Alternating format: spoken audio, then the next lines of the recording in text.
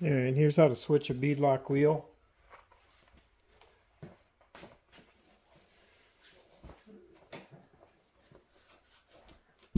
Beadlock tire, I should say. Here's to put down a blanket just to kneel on and keep from scratching the wheel if it touches the ground. 3/8 cordless impact with 12.5/16, a few screwdrivers. Use a little Schrader valve or Schrader valve core removal tool. Take the valve core out. I already did that to save you from listening to the air escape for 2 minutes.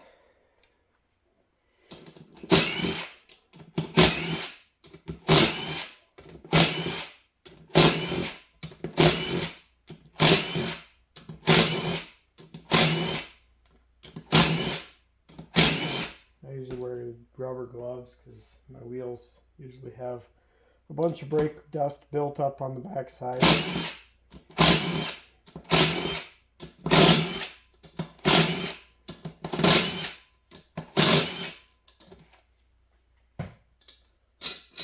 Bolts out. And you can see how this tire is on the outside of the wheel. Flip it over. Move the other side. These are RC Comp wheels, or Mickey Thompson wheels with RC Comp beadlocks.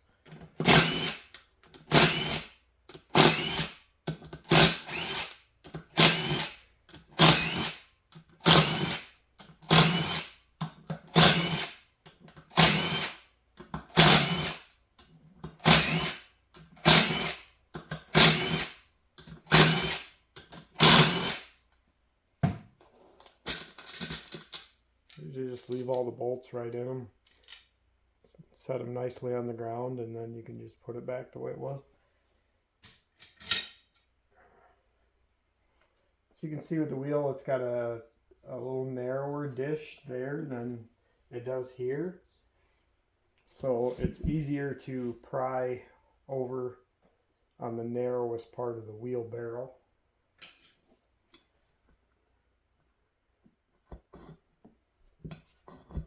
Kind of get the bead loosened up first.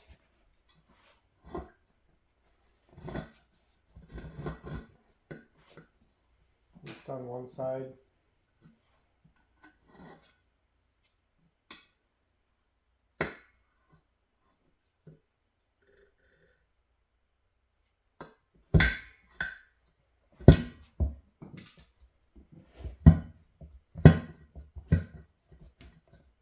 And as you see, you can get the tire down below that barrel. It'll help you get it off easier.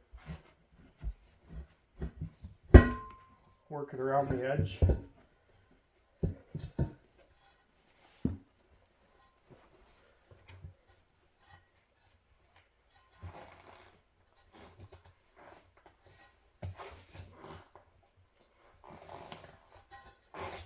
If I was a little stronger,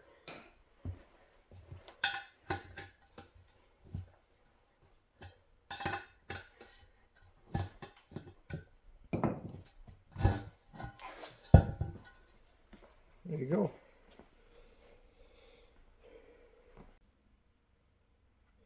I was wrong. Pro brackets are rotational. Rotation.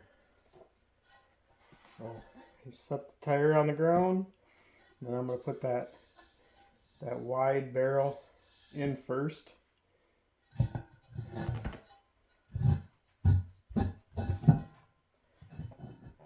Get that kind of seated on the backside.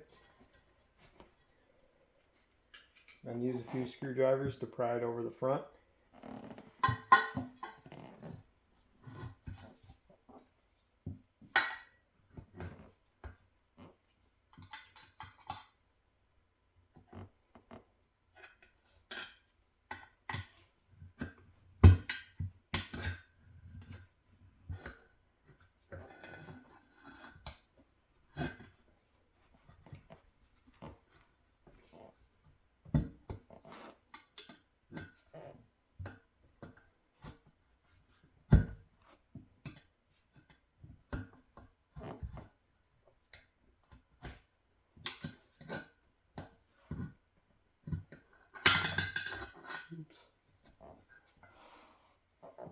scratching shit.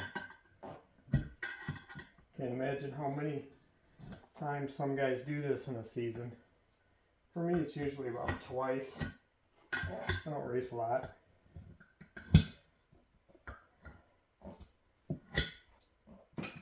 And the tires aren't really fully worn out either. Just kind of follow the trend of using them till they're about half done and buying a new set. So after it's on the bead there, just work it around with the screwdriver until it's fully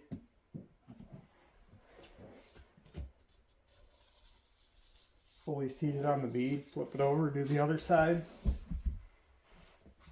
Oh, I want to come off a little bit, but it won't be hard to get it back up.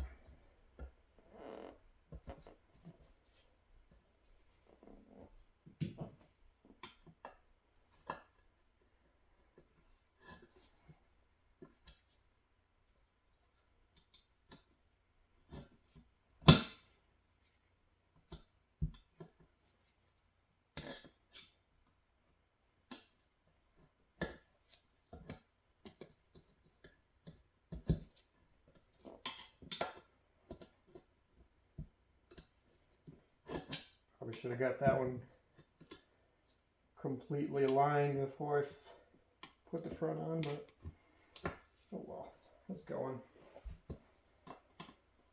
And then after that's done, put your rings back on. I don't torque them, I just give them some ooga doogas with the 3/8. But the RC Comp rings are a little fragile. They just try and save every ounce they can, so they're not really that thick. They do flex around a lot. I don't know if you can see how thin that edge is, but they do flex around a lot. So I put the ring back on.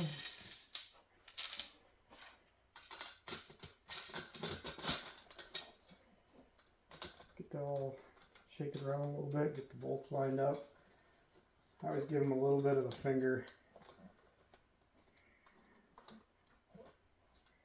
Make sure they're all lined up while it's nice and loose. It's just easier. And then use the 3/8 impact and start cranking them down. I don't torque them. Although maybe I should, I don't know.